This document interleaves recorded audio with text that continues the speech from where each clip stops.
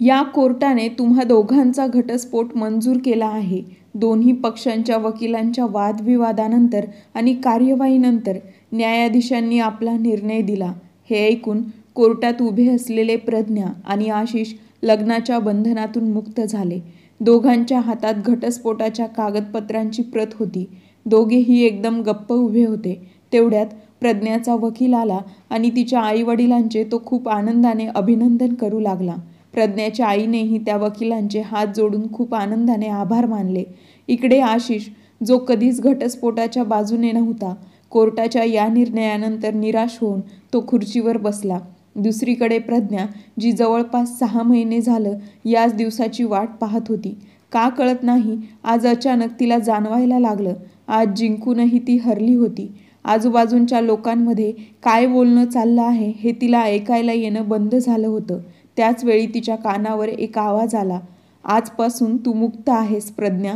प्रज्ञा आवाज ऐकताच समोर पाहते तेव्हा तिला आशिष असल्याचं दिसलं. प्रज्ञाने समोर पाहिलं की आशिषचा उदास चेहरा आणि निराश चेहरा अश्रूंनी पूर्णपणे भिजला होता.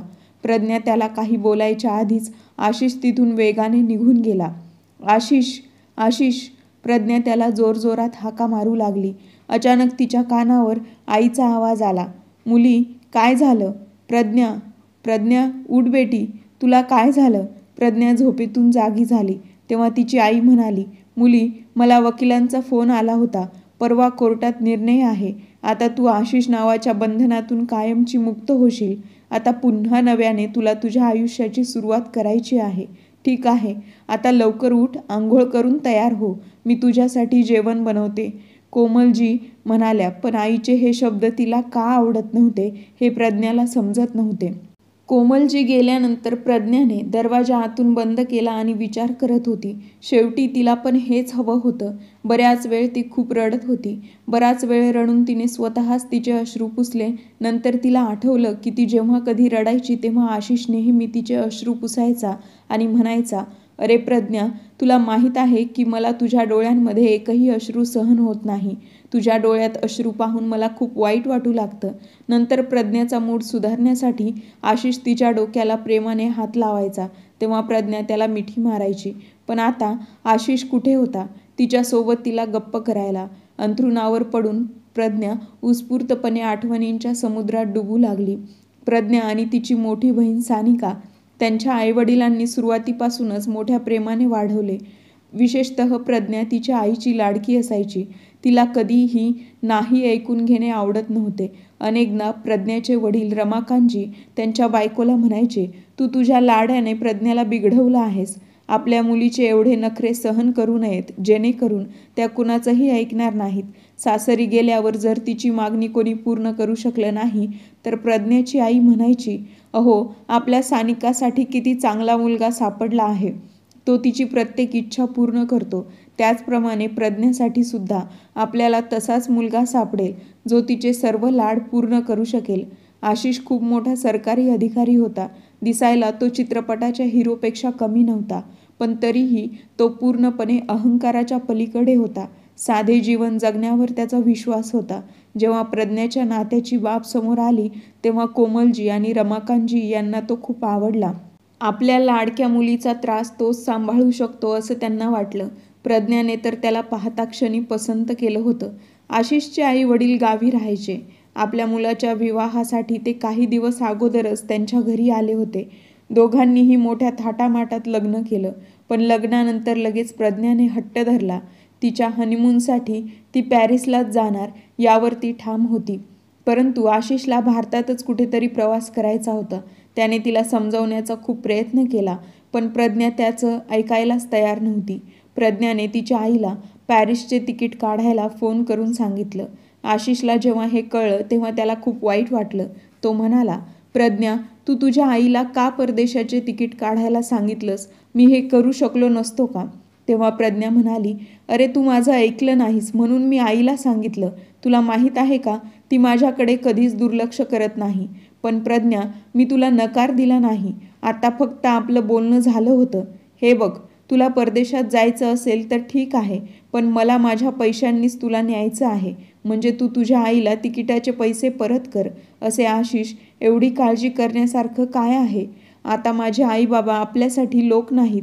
प्रज्ञाच्या सांगण्यावरून अखेर आशिषला प्रज्ञाला होकार द्यावाच लागला आणि लग्नानंतर अवघ्या 5 दिवसांनी दोघेही पॅरिसला रवाना झाले. पॅरिसमध्ये पोहोचताच प्रज्ञाने तिची आलिशान खोली आणि फर्निचर पाहून आनंदाने उडी घेतली. थोडा वेळ आराम करून बाहेर फिरायला जायला तयार झाली. तेव्हा प्रज्ञा जीन्स आणि टॉप घालून बाहेर आली. तेव्हा आशिष तिचे सौंदर्य पाहून मंत्रमुग्ध झाला. अहो नवरोबा, लवकर चला, पतीचा हात धरून प्रज्ञा खेळकर स्वरात बोलली. आशिष, तुला माहीत आहे, इथलं सर्व काही बघून मला हे सर्व स्वप्नच वाटतंय. असो, मी आई आणि बाबांना आपल्यासाठी तिकीट बुक करायला सांगितली ही चांगलीच गोष्ट होती.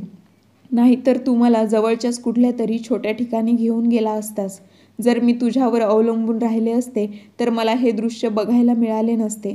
नकळत प्रज्ञा हे सर्व बोलत होती, परंतु आशिषला खूप वाईट वाटले. परंतु तो तिला काहीच बोलला नाही आणि दुसरीकडे प्रज्ञा फक्त तिच्याच नादात मग्न होती. आशिषला सुद्धा चांगलंच माहीत होतं की प्रज्ञा नकळतपणे अशा गोष्टी बोलते, पण तिचं मन खूप चांगलं आहे. आणि असो, त्याला तिचा हाच निरागसपणा आवडला होता. त्याने प्रज्ञाला तिच्या सर्व उणिवांसोबत स्वीकारलं होतं. असेच दिवस निघून गेले. प्रज्ञा आणि आशिष एकमेकांसोबत खूप खुश होते. जेव्हा तो भारतात परत आला तेव्हा कोमलजी त्यांना घेण्यासाठी ड्रायव्हरसह विमानतळावर पोहोचल्या आणि त्या म्हणाल्या, आज तुम्ही दोघं आमच्या घरी या, जेवण तयार आहे. तेव्हा आशिष म्हणाला, अहो आई, नाही, घरी आई बाबा पण आमची वाट बघत आहेत. आईने पण जेवण बनवलं आहे. 2-3 दिवसांनी ते गावी परत जातील, नंतर आम्ही येऊ. अरे बेटा, पण मी एवढ्या प्रेमाने जेवण बनवले, कोमलजी म्हणाल्या. तेव्हा प्रज्ञाही तिच्या आईसोबत जाण्याचा हट्ट करू लागली. ठीक आहे प्रज्ञा, जर तुला जायचं असेल तर तू जाऊ शकतेस, पण मला घरी जावं लागेल. उद्या सकाळी ऑफिससाठी मला लवकर घरून निघावं लागेल. असं बोलून आशिष त्याच्या घरी गेला. प्रज्ञाचे वडील रमाकांतजी यांनी प्रज्ञाला त्यांच्या घरी पाहिलं तेव्हा त्यांनी तिचं सांत्वन केलं आणि म्हणाले, मुली, तू आधी सासरच्या घरी जायला हवं होतं. तुझे सासू सासरे तुझी वाट पाहत असतील. तेव्हा कोमलजी त्यांना दटावत म्हणाल्या, अरे तुम्ही पण कसे आहात? आपली मुलगी इतक्या दिवसांनी माहेरी आली आहे, तरीही तुम्हाला तिची तब्येत विचारण्याऐवजी तिला सासरी पाठवायचं आहे. सासर कुठे पळून जात आहे? अगोदर मला आपल्या मुलीला भेटू द्या. असं म्हणत कोमलजी यांनी आपल्या मुलीच्या डोक्याला हात लावायला सुरुवात केली. वडिलांच्या सांगण्यावरून प्रज्ञा दुसऱ्या दिवशी सकाळी तिच्या सासरी निघून गेली. दुसऱ्या दिवशी सकाळी आशिष प्रज्ञाला झोपेतून उठवत म्हणाला, अगं प्रज्ञा, उठ, सकाळचे 10 वाजलेत. आईबाबांना काय वाटेल? तेव्हा प्रज्ञा म्हणाली, अरे आशिष, आत्ताच नाही, मला आता अजून झोपायचं आहे. इतका लांबचा प्रवास होता, माझा थकवा अजून उतरला नाही. आशिष ऑफिसला जायला तयार झाला आणि रूमच्या बाहेर आला. आईने नाश्ता बनवला होता. तेव्हा आशिष म्हणाला, आई, प्रवासाने ती थकली आहे, त्यामुळे प्रज्ञा अजून उठली नाही. अरे काही हरकत नाही बेटा, सुनेला झोपू दे. त्यांचा मुलगा आणि सून त्यांच्या हनीमूनवरून परतल्यानंतर आशिषचे आई वडील त्यांच्या घरी आठवडाभर थांबले. परंतु प्रज्ञाने त्यांना एक दिवसही स्वयंपाक करून खायला दिला नाही. कधी ती खरेदीसाठी बाजारात जायची, तर कधी बाहेर फिरायला जायची आणि काही नाही तर आईला भेटायला तिच्या माहेरच्या घरी जायची. तिच्या सासू सासऱ्यांना माहीत होतं प्रज्ञा मनाने वाईट नाही. प्रज्ञा अनेकदा त्यांच्याजवळ बसायची आणि त्यांच्याशी खूप गप्पा मारायची. त्यांच्याशी तिला एक खास ओढ निर्माण झाली होती. तिचे सासरे आणि सासू गावी परत जाऊ लागले तेव्हा प्रज्ञाने त्यांना मिठी मारली आणि ती खूप रडत होती. सासू सासरे गेल्यानंतर प्रज्ञाला घरात एकटेपणा वाटू लागला. परंतु आशिष त्याच्या कामात खूप व्यस्त होता. एके दिवशी प्रज्ञा आशिषला म्हणाली, आपल्याला कुठेतरी बाहेर जाऊन खूप दिवस झाले आहेत. एक नवीन चित्रपट लागला आहे. एक काम करूया, आज संध्याकाळी तुम्ही लवकर घरी या. अगोदर आपण चित्रपट बघायला जाऊ, नंतर बाहेरच जेवण करू. प्रज्ञा इतकी उत्तेजित झाली होती की आशिषला तिला नकार देणे योग्य वाटले नाही. त्यामुळे तो हो म्हणाला. प्रज्ञा अगदी आनंदाने बाहेर जायला तयार होऊ लागली. संध्याकाळी तिने सुंदर सलवार सूट घातला होता आणि चांगला मेकअप केला. पण त्याच वेळी आशिषने फोन केला. प्रज्ञा, आज घरी लवकर येणं जरा मला अवघड दिसत आहे. मला खूप काम आहे. हे ऐकून प्रज्ञाच्या भुवया उंचावल्या आणि तिचा रागाचा पारा वाढला. त्याचवेळी ती तिच्या आईच्या घरी निघून गेली. सर्व हकीकत सांगताना ती ढसाढसा रडत होती. तिच्या वडिलांनी तिला प्रेमाने समजावून सांगितलं की आशिषला काही महत्त्वाचं काम आलं असेल, त्यामुळे तू असं नाराज होणे योग्य नाही. तेव्हा कोमलजी म्हणाल्या, असं काय महत्त्वाचं काम आलं आहे? माझी मुलगी त्यांच्या घरची मोलकरीण नाही, जी दिवसभर त्यांच्या घरची सगळी कामं करत राहते आणि तो तिला एक दिवसही सिनेमा बघायला घेऊन जाऊ शकत नाही. चल मुली, आज आपण दोघी खरेदीला जाऊया. आज रात्रीचे जेवण पण आपण बाहेरच करूया. तिच्या आईने हे सांगताच प्रज्ञा आनंदाने हसू लागली. आई, माझं तुझ्यावर खूप प्रेम आहे. तुला माझ्या आनंदाची खूप काळजी आहे, असं म्हणत प्रज्ञाने तिच्या आईला मिठी मारली. प्रज्ञा तिच्या आईसोबत शॉपिंगला गेली, पण दुसरीकडे आशिषने पटकन आपलं काम उरकायला सुरुवात केली. हा विचार करून की आपण दुसऱ्या दिवशी चित्रपट बघू, परंतु मी माझ्या पत्नीला बाहेरच जेवायला आज घेऊन जाईन. प्रज्ञाला सरप्राईज देण्यासाठी जेव्हा आशिष घरी पोहोचला, तेव्हा त्याची पत्नी घरी न दिसल्याने त्याला आश्चर्य वाटलं. त्याने लगेच प्रज्ञाला फोन केला. तेव्हा ती म्हणाली, अरे सॉरी आशिष, आत्ता मी आईसोबत जेवायला बाहेर आले आहे. हे ऐकून आशिष उदास झाला. परंतु प्रज्ञा, तू मला एकदा फोन करून हे सांगायला हवं होतं, आशिष म्हणाला. अरे आशिष, मला तुला सांगायचं लक्षातच राहिलं नाही, आणि तसं पण तू माझा मूड खराब करण्यात कोणतीही कसर सोडली नाहीस. ती माझी आई आहे, जी माझी खूप काळजी घेते. दुपारच्या जेवणासाठी केलेला राजमा भात घरात शिल्लक आहे. तू गरम करून खाऊन घे. थोड्याच वेळात मी घरी पोहोचेन. प्रज्ञाच्या या विधानाचा आशिषला खूप वाईट वाटलं. न जेवण करता तो पलंगावर पडून राहिला. काही वेळाने प्रज्ञा ही घरी परतली. दुसऱ्या दिवशी आशिष ऑफिसला जायला निघताच प्रज्ञा म्हणाली, आशिष, माझी तब्येत ठीक नाहीये, आणि पटकन वॉश बेसिनकडे ती गेली. नंतर आशिषला जरा प्रज्ञाची काळजीच वाटली. आजकाल तू बाहेरचं खूप जेवत आहेस, त्यामुळे कदाचित अपचनाची तक्रार झाली असावी. अगोदर मी तुला डॉक्टरांकडे घेऊन जातो, नंतर ऑफिसला जातो. आशिषने ऑफिसला फोन करून यायला उशीर होईल असं सांगितलं आणि प्रज्ञाला डॉक्टरांकडे तो घेऊन गेला. काही वेळात डॉक्टरांनी आशिषला कॅबिनमध्ये बोलावले. घाबरून आशिषने डॉक्टरांना विचारले, डॉक्टर, सर्व काही ठीक आहे ना? तेव्हा डॉक्टर हसत हसत म्हणाले, अरे नाही आशिषजी, काळजी करण्यासारखं काही नाही. आनंदाची गोष्ट आहे. तुझी पत्नी आई होणार आहे. हे ऐकून आशिषच्या आनंदाला पारावार उरला नाही. प्रज्ञा मात्र काळजीत पडली. दोघेही गाडीत बसून घरी पोहोचल्यावर प्रज्ञा आशिषला म्हणाली, आशिष, मला आत्ताच मूल नको होतं. तिचं हे विधान ऐकून आशिष स्तब्ध झाला आणि नंतर प्रेमाने समजावत म्हणाला, प्रज्ञा, तू हे आत्ता बोलत आहेस, परंतु बघ, जेव्हा आपलं मूल या जगात येईल तेव्हा त्याच्यावर सगळ्यात जास्त प्रेमाचा वर्षाव करणारी तूच असशील. नंतर तू मला पण विसरशील.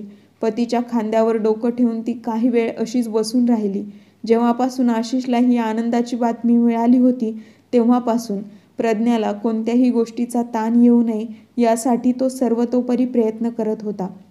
तिला दिलासा देण्यासाठी आशिषने घरी एक पूर्ण वेळ मोलकरीण ठेवली होती.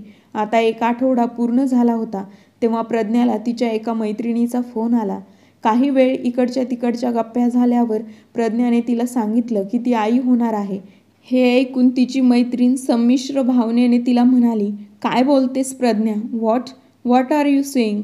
प्रज्ञा, असा मूर्खपणा तू कसा करू शकतेस? तुझे नुकतेच लग्न झाले आहे. हा वेळ आयुष्याचा आनंद घेण्यासाठी आहे आणि आता तू या सर्व समस्यांमध्ये अडकणार आहेस का? प्रज्ञा, एक गोष्ट नेहमी लक्षात ठेव, ही वेळ आयुष्य एन्जॉय करण्याची आहे. एकदा का तुझं मूल या जगात आलं की तुझं स्वातंत्र्य संपून जाईल. स्वतःचं आयुष्य जगणे तर विसरूनच जातो.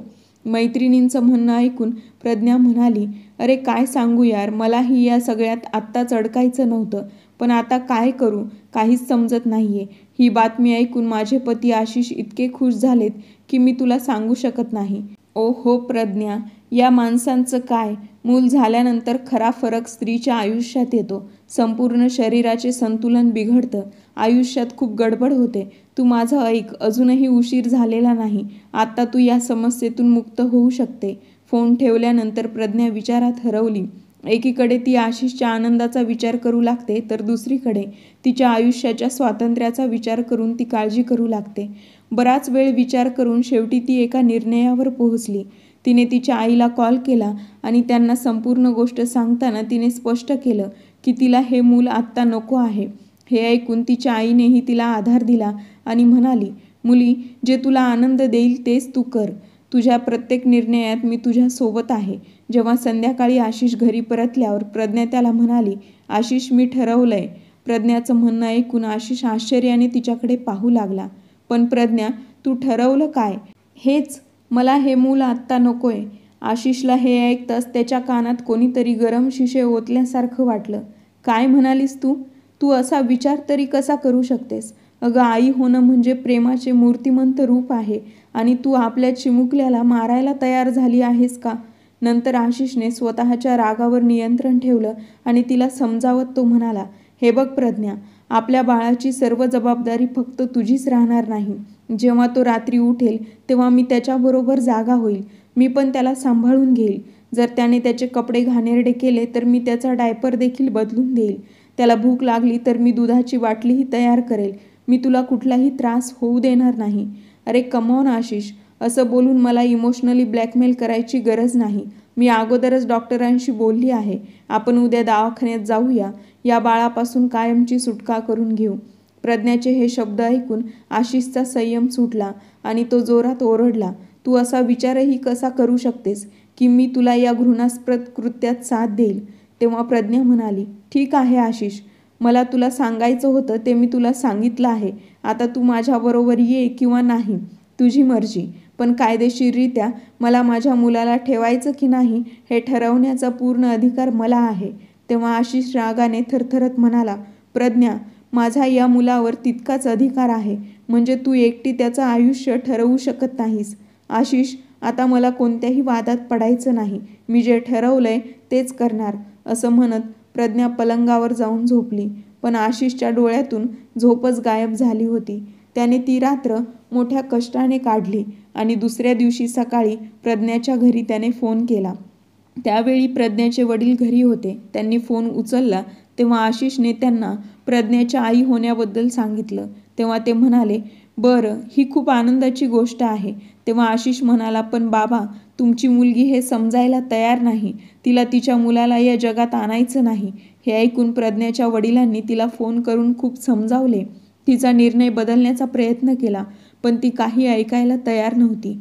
काही वेळाने तयार होऊन तिची पर्स उचलत ती म्हणाली, आशिष, मी शेवटचं विचारत आहे, तू माझ्याबरोबर येशील की नाही? पण आशिष काहीच बोलला नाही. ठीक आहे, मी हॉस्पिटलमध्ये जात आहे. मी तुझी वाट बघेन. तू नाही आलास तर मी समजेल तुला माझ्याशी काहीच नातं ठेवायचं नाही.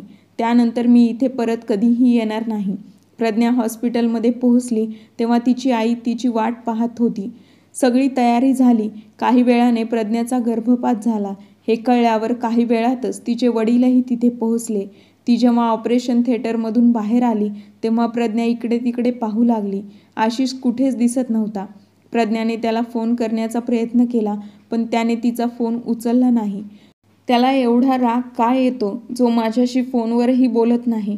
प्रज्ञा असं म्हटल्यावर तिचे वडील तिला म्हणाले, प्रज्ञा, आज तू जे काही केलंस ते पाहून आशिषच्या जागी दुसरं कोणी असतं तर तुझ्याशी बोलणं विसरून जा. त्याने तुझ्याशी संबंधही तोडले असते. खरं सांगायचं तर आज मला माझ्या संगोपनाची लाज वाटते. असं म्हणत ते उठून रूममधून बाहेर पडले. प्रज्ञाने आशिषला पुन्हा कॉल केला. बऱ्याच वेळानंतर फोन उचलला तेव्हा तो म्हणाला, आता काय सांगायला फोन केलायस तू मला? की आपल्या प्रेमाचे प्रतीक तू या जगात येण्याआधीच उद्ध्वस्त केलेस? असो, एक प्रकारे ते चांगलंच होतं, कारण तू आई होण्यास योग्य नाहीस. अरे, तुला काय माहीत आईचं प्रेम काय असतं? हे ऐकून प्रज्ञा रडक्या आवाजात म्हणाली, आशिष, मला घ्यायला कधी येणार आहेस? आपण एकत्र बसून आपले मतभेद दूर करूया. बस झालं प्रज्ञा, आता बोलण्यासाठी काहीच राहिलं नाही. जेव्हा तुला यायचं असेल तेव्हा तू परत ये, परंतु आता मी तुला घ्यायला येणार नाही. असं म्हणत आशिषने फोन ठेवला. तेव्हा प्रज्ञाच्या डोळ्यात अश्रू तरळले. तिची प्रत्येक मागणी पूर्ण करणारा तिचा नवरा इतका कठोर कसा झाला? त्याच वेळी तिची आई खोलीत आली आणि प्रज्ञाला असं रडताना पाहून ती म्हणाली, अरे काय झालं बेटा? माझी मुलगी अशी का रडत आहे? आई, आशिष माझ्यावर खूप रागवला आहे. ते म्हणतात की ते मला पुन्हा कधीच घ्यायला येणार नाहीत. काही गुन्हा केला आहे का? असं म्हणत प्रज्ञाने तिच्या आईला मिठी मारली आणि ती रडू लागली. नंतर तिची आई तिचे अश्रू पुसत म्हणाली, अरे तू दोषी आहेस असं कोण म्हणालं? तू काहीच चूक केलं नाहीस. तुझी आई सदैव तुझ्यासोबत आहे. काळजी करण्याची काही गरज नाही. आईचे हे शब्द ऐकून प्रज्ञाला पूर्ण विश्वास बसला की तिने योग्य निर्णय घेतला आहे. आशिष नुसताच लहान गोष्टीचा डोंगर बनवत आहे. प्रज्ञा तिच्या आईसोबत तिच्या आईवडिलांच्या घरी आली होती. तिथे राहून ती प्रत्येक क्षण आशिषच्या येण्याची वाट पाहत होती. परंतु ना आशिष तिला घ्यायला आला, ना त्याने कधी तिला फोन केला, ना मेसेज केला. प्रज्ञाची अस्वस्थता दिवसेंदिवस वाढत होती. आशिष सोबतचा स्वतःचा फोटो पाहून ती रडतच राहिली. तेव्हा तिचे वडील रमाकांतजी तिच्याकडे आले आणि म्हणाले, मुली, मला माहीत आहे की तू आशिषवर खूप प्रेम करतेस. त्याच्याशिवाय प्रत्येक क्षण घालवणं तुला कठीण होत चाललं आहे. तू त्याला फोन का करत नाहीस? तू जर एक पाऊल पुढे टाकलंस तर मला खात्री आहे आशिष तुला नक्की घ्यायला येईल. तेव्हा रागात प्रज्ञा म्हणाली, का बाबा, मी का कॉल करून बोलावू? शेवटी मी असा काय गुन्हा केला आहे? तेव्हा तिचे वडील म्हणाले, मुली, जेव्हा तुला तुझा हट्ट सोडायचाच नाही तर मग दिवसभर खोलीत कोंडून का राहतेस? हे ऐकून प्रज्ञा म्हणाली, शेवटी तुम्ही कसे बाप आहात? तुम्हाला माझी समस्या पण दिसत नाही का? तुम्ही नेहमी मला दोष देत राहतात. हो मुली, तुझं बरोबर आहे. मी असा कसा बाप आहे जो माझ्या मुलीला बरोबर आणि चुकीचा फरक देखील समजावून सांगू शकत नाही? आणि बाय द वे, तुला काय माहीत पालकांना त्यांचे मुलं किती महत्त्वाचे असतात? तू तुझ्याच मुलाचं. एवढं बोलून तिचे वडील गप्प झाले आणि खोलीतून बाहेर निघून गेले. वडिलांचे बोलणे ऐकून प्रज्ञाला तिच्या चेहऱ्यावर कोणीतरी जोरात चापट मारल्यासारखे वाटले. रमाकांतजींना माहीत होतं की त्यांचा जावई आशिष खूप हुशार आहे, म्हणून आपल्या मुलीचं नातं वाचवण्यासाठी त्यांनी आशिषला फोन केला. हॅलो बेटा, मला तुला काही बोलण्याचा अधिकार तर नाही. माझ्या मुलीच्या कृतीने माझ्याकडून हा अधिकारही हिरावून घेतला आहे. पण तरीही मी माझ्या मुलीच्या वतीने तुझी माफी मागतो बेटा. मला माहीत आहे माझी मुलगी खूप हट्टी आहे, पण तिचं तुझ्यावर खूप प्रेम आहे, हेही इतकंच खरं आहे. मी हात जोडून विनंती करतो, आशिष बेटा, तू या नात्याला पुन्हा एकदा संधी दे. नाही बाबा, हे तुम्ही काय बोलत आहात? मी प्रज्ञाला अगोदरच सांगितलं होतं की हे घर तिचंच आहे. तिला पाहिजे तेव्हा ती इथे परत येऊ शकते. पण तरीही तुम्ही म्हणत असाल तर मी तिच्याशी पुन्हा एकदा बोलेन. माझ्या बोलण्याने आमचं नातं सुधारलं तर मला काही हरकत नाही. काही वेळाने आशिष प्रज्ञाला कॉल करतो. तेव्हा आशिषचा कॉल आलेला पाहून प्रज्ञाच्या चेहऱ्यावर हसू उमटले. तिने लगेच फोन उचलला आणि पलीकडून आशिषचा आवाज आला, हॅलो प्रज्ञा, तू कशी आहेस? काहीशी नाराजी व्यक्त करत प्रज्ञा म्हणाली, आशिष, इतक्या दिवसांनी तुला आज माझी आठवण आली का? माझी तब्येत ठीक आहे की नाही हे जाणून घेणेही तू आवश्यक समजलं नाहीस. असं सोड, आता सांग तू कसं काय फोन केला? तर आशिष म्हणाला, हे बघ प्रज्ञा, जे झालं ते झालं. आता सर्व राग विसरून आपल्या घरी तू परत ये. तू म्हणालीस तर आजच संध्याकाळी तुला घ्यायला मी येईन. तेव्हा प्रज्ञा म्हणाली, आशिष, मला यायला काही हरकत नाही, परंतु मला वाटतं परत आपल्या दोघांमध्ये काही ताणतणाव निर्माण होऊ नये. तुला काय म्हणायचंय मला समजत नाहीये. प्रज्ञा, आशिषने हे विचारले तेव्हा प्रज्ञा म्हणाली, याचा अर्थ असा आहे की माझी एक अट आहे. माझी इच्छा असल्याशिवाय आपण कुटुंब नियोजनाचा विचार करणार नाही. हा निर्णय घेण्याचा अधिकार फक्त मलाच असेल. तेव्हा आशिष आश्चर्याने म्हणाला, ओ हो प्रज्ञा, आपलं पती पत्नीचं नातं आहे, मग या नात्यात अटी कुठून आल्या? मनमानीने वागून तू अगोदरच मोठी चूक केली आहेस. ठीक आहे आशिष, तू तुझ्या हट्टावर ठाम असशील तर मी तुझ्या घरी परत येणार नाही. प्रज्ञाने हे सांगताच आशिषला राग आला आणि तो म्हणाला, प्रज्ञा, तुझ्या बाबांच्या सांगण्यावरून मी आपल्या नात्याला पुन्हा एक संधी देण्याचा प्रयत्न केला. तू एवढी मूर्ख आहेस हे मला माहीत नव्हतं. अच्छा ठीक आहे, म्हणजे तुला माझी आठवण आली नाही. माझ्या वडिलांच्या सांगण्यावरून तू माझ्याशी बोलत होतास आणि मला वाटलं तू आत्ता पण माझ्यावर प्रेम करतोस. आता मी तुझ्यासोबत कधीच येणार नाही. असं म्हणत प्रज्ञाने फोन बंद केला आणि जोरात ओरडत ती म्हणाली, बाबा, बाबा कुठे आहात तुम्ही? तितक्यात तिची आई धावत आली आणि म्हणाली, काय झालं बेटा, तू का ओरडतेस? तेव्हा प्रज्ञा रडली, आई बाबांना काय हवंय ते मला ओझं समजत असतील तर मी हे घर सोडून जाईल. तेवढ्यात रमाकांतजीही तिथे आले. त्यांना बघून प्रज्ञा रागाने म्हणाली, बाबा, तुम्ही मला न विचारता आशिषला फोन का केला? त्याच्यासमोर कशाला विनवणी करायची? तो असाच विचार करत असेल ना की मी त्याच्याशिवाय जगू शकत नाही. शेवटी माझ्या आयुष्याचा निर्णय तुम्ही मला न विचारता कसा घेतला? हो मुली, मी चुकलो. मला वाटलं होतं तुला समजावायला तर तुला समजेल असा विचार करून. पण तुझ्या जिद्दीपुढे तुला काहीच दिसत नाही. एवढा अभिमान असेल तर तू तुझं आयुष्य स्वतःच्या मनाप्रमाणे जग. आता मी तुला यापुढे काहीही म्हणणार नाही असे म्हणत रमाकांतजी त्यांच्या खोलीत निघून गेले. तेव्हा प्रज्ञा मागून ओरडली आणि म्हणाली, हो जा, मी आशिषलाही आता दाखवते. त्याच्याशिवायही मी खूप आरामात जगू शकते. मला माहीत नाही की तो स्वतःला काय समजतो. आता मी पण त्याच्यासोबत अजिबात राहू शकत नाही. आई, वकिलांशी आत्ता बोल आणि घटस्फोटाचे कागदपत्र तयार करायला सांग. आता मी त्याच्यासोबत जगू शकत नाही. घटस्फोटाची बातमी ऐकून तिच्या आईने तिला आरामात आपल्याजवळ बसवलं आणि समजावून सांगू लागल्या, मुली, इतकं रागावणे योग्य नाही. कधीतरी थंड डोक्याने विचार करावा. असं नको व्हायला. एवढा मोठा निर्णय घेतल्यावर तुला पश्चाताप होईल. नाही आई, आता पुरे झालं. हा माझा शेवटचा निर्णय आहे. परंतु प्रज्ञा, तुझं फोनवर काय बोलणं झालं ते तर सांग. कोमलजींनी विचारल्यावर प्रज्ञाने आशिषसोबत घडलेला सर्व प्रकार त्यांना सांगितला. तेव्हा कोमलजी म्हणाल्या, ठीक आहे मुली, जर आशिषला काही नातं सुधरवायचं नसेल तर पुढे जाणेच बरे आहे. मी वकिलांशी बोलते. माझ्या मुलीला जे हवं तेच होईल. काही दिवसांनी आशिषजवळ घटस्फोटाचे कागदपत्र पोहोचले. जेव्हा त्याने ते पेपर्स वाचले तेव्हा त्याला धक्का बसला. त्याला असे वाटले की संपूर्ण पृथ्वी थरथरू लागली आहे आणि तो चक्कर येऊन खाली पडेल. सर्व जुन्या गोष्टी त्याच्या मनात येऊ लागल्या आणि त्याचं डोकं गरगरू लागलं. डोकं धरून तो जमिनीवर बसला. नाही, माझी प्रज्ञा हे करू शकत नाही असा विचार करत आशिषने प्रज्ञाला कॉल केला. परंतु दुसऱ्या बाजूने प्रज्ञाच्या आईने फोन उचलला. मला प्रज्ञाशी बोलायचं आहे. आशिषने हे सांगताच कोमलजी म्हणाल्या, अरे आता काय बोलायचं राहिलंय? प्रज्ञाला तुझ्याशी बोलायचं नाहीये. नाही आई, मला तिला विचारायचं आहे. हा तिचा अंतिम निर्णय आहे का, हे मला तिच्याकडून जाणून घ्यायचं आहे. होय, आता माझ्या मुलीला त्या तुरुंगात गुदमरून जगायचं नाही. तिला या नको असलेल्या बंधनातून मुक्त व्हायचं आहे असं म्हणत कोमलजींनी फोन ठेवला. दिवस असेच जात होते. एके दिवशी आपल्या खोलीत उदास बसून प्रज्ञाला कुणाशी तरी बोलावंसं वाटलं. म्हणून तिने तिची मोठी बहीण सानिकाला कॉल केला. बोलता बोलता सानिका म्हणाली, प्रज्ञा, तुला काय सांगू, मी भुकेने आणि तहानेने इकडे मरते. तेव्हा प्रज्ञा आश्चर्याने म्हणाली, अरे तू का अजून जेवण केलं नाहीस? अगं प्रज्ञा, तुला माहीत नसल्यासारखं का बोलत आहेस? आज करवा चौथ आहे आणि मी तुझ्या जिजूसाठी उपवास ठेवलाय. तुला माहीत आहे, तुझ्या जिजूने मला माझ्या आवडीची एक अतिशय सुंदर साडी विकत घेतली आहे.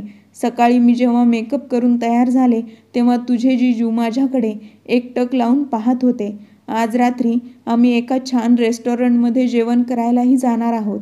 करवा चौथचं नाव ऐकताच प्रज्ञाच्या हातून मोबाईल निसटला आणि तो खाली पडला. ती विचार करू लागली. भूक आणि तहानलेली असूनही सानिका खूप आनंदी दिसत होती. किती भाग्यवान आहे ती. अचानक प्रज्ञेच्या तोंडून हे शब्द बाहेर पडले. नंतर ती म्हणाली, भाग्यवान तर मी पण होते. काही वर्षांपूर्वीचीच गोष्ट आहे. करवा चौथला मी खूप उत्साहित होते. मी आशिषला खूप नकार दिला होता तरीही त्याने माझ्यासाठी उपवास ठेवला होता. आणि इतकंच काय, सकाळी लवकर उठल्यावर त्याने माझ्या आवडीचे सर्व पदार्थ बनवले होते.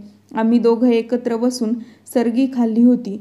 संपूर्ण दिवसभर माझ्यासोबत तो भुकेला आणि तहानलेला राहिला आणि रात्री मला एका छान पंचतारांकित हॉटेलमध्ये जेवायला पण घेऊन गेला. विचार करत असताना प्रज्ञाच्या चेहऱ्यावर हसू उमटलं. परंतु पुढच्या क्षणी तिच्या डोळ्यातून अश्रूही वाहू लागले. तिच्या मनात कुठेतरी आपल्याकडून मोठी चूक झाल्याची जाणीव होत होती. आत्ताच तिला आशिषला फोन करून आपल्या कृत्याची माफी मागावी असं वाटलं. तेवढ्यात तिला बाहेरून तिच्या आईचा आवाज आला, प्रज्ञा, हे बघ, एक पत्र आलंय तुझ्यासाठी. प्रज्ञाने ते पत्र उघडून पाहिलं तर त्यात घटस्फोटाचे कागदपत्र होते, ज्यावर आशिषचे स्वाक्षरी होती. अचानक तिच्या मनात भावनांचे वादळ उठले. आशिषने सही केली म्हणजे आता त्यालाही या नात्यातून मुक्ती हवी आहे.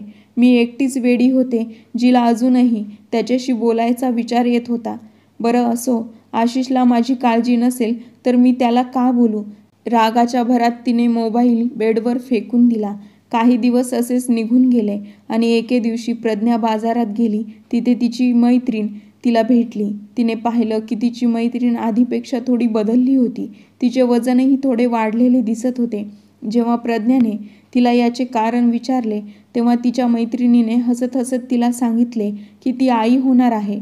मैत्रिणीकडून हे ऐकून प्रज्ञाला धक्का बसला, कारण याच मैत्रिणीने तिला आत्ताच आई होऊन बाळाच्या प्रेमात पडू नकोस असा सल्ला दिला होता. पण तू मला सल्ला देत होतीस की या संकटात पडण्याची काही गरज नाही आणि आता तूच आई होणार आहेस. हो प्रज्ञा, ते काय आहे ना, जरा आपण आत्ता विचार केला नाही तर 1 वर्षानंतर आपल्याला आपल्या कुटुंबाचा विस्तार करण्याचा विचार करावाच लागेल ना, मग आत्ताच का नाही? हे ऐकून प्रज्ञाचे मन शून्य झाले. यानंतर ती काहीच बोलू शकली नाही आणि थेट ती तिच्या घरी निघून आली. तिच्या मनात विचारांचे वादळ सुरू झाले.